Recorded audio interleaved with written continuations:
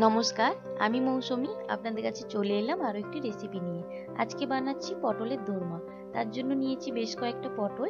এবার এই পটলগুলোকে খুব ভালো করে একটা নাইফের সাহায্যে পটলের খোসার অংশটা ঘষে নিতে হবে। পটলের খোসাটা ছাড়িয়ে নিলে চলবে না, কারণ যখন পটলগুলো ভাজা হবে একদম নেতিয়ে যাবে। সেই কারণে এইভাবে পটলের খোসাটা একটু ঘষে নিতে হবে। এবার একটা স্পুনের উল্টো দিকের অংশ দিয়ে পটলের সিডসগুলো বের করে নিতে হবে। ঠিক এইভাবে খুব সহজেই পটলের সিডসগুলো বের করে নেওয়া যায়। একই রকম ভাবে বাকি যে পটলগুলো রয়েছে তার সিডসগুলো বের করে নেব।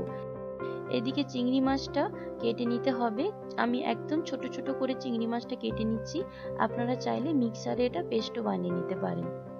এবার স্টাফিং এর জন্য একটা পেস্ট বানিয়ে নিতে হবে। তার জন্য লাগছে পটলের যে সিডসগুলো ছিল সেইগুলো, আদা কুচি, রসুন কুচি, কাঁচা লঙ্কা আর নারকেল কুচি।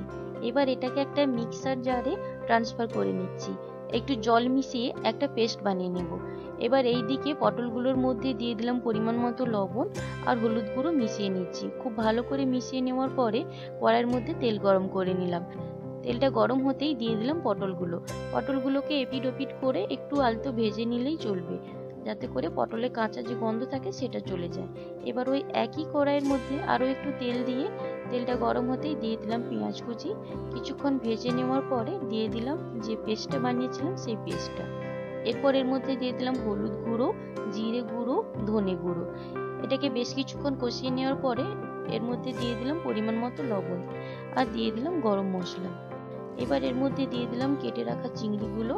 বেশ কিছুক্ষণ ভেজে নেওয়ার পরে যখন একদম ভাজা ভাজা হয়ে যাবে তখন দিয়ে দিলাম কিশমিশটা মিশিয়ে নেওয়ার পরে দিয়ে দিচ্ছি পরিমাণ মতো চিনি।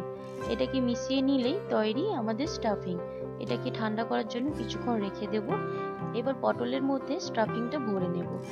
একটু একটু করে ভেতরের পুরটা দিয়ে দিলাম। একে একে করে সমস্ত পটলগুলোর ভেতর স্টাফিং ভরে নিলাম। এইদিকে গ্রেভির জন্য কড়াইয়ের মধ্যে তেল গরম করে নিলাম। তেলটা গরম হতেই দিয়ে দিলাম পেঁয়াজ বাটা। পেঁয়াজ বাটাটাকে বেশ কিছুক্ষণ ভেজে নেওয়ার পরে দিয়ে দিচ্ছি রসুন বাটা। রসুনটাকে বেশ কিছুক্ষণ ভেজে নেওয়ার পরে দিয়ে দিচ্ছি আদা বাটা, হলুদ গুঁড়ো আর লঙ্কা গুঁড়ো। সামান্য জল দিয়ে এটাকে বেশ কিছুক্ষণ কষিয়ে নিলাম, যতক্ষণ না আদার যে কাঁচা গন্ধ থাকে সেটা চলে যায়। এইবার এর মধ্যে দিয়ে দিলাম টমেটো পেস্ট। বেশ কিছুক্ষণ রান্না করার পরে দিয়ে দিচ্ছি পরিমাণ মতো লবণ আর দিয়ে দিলাম গরম মশলা। এবার এর মধ্যে দিয়ে দিলাম কোকোনাট মিল্ক।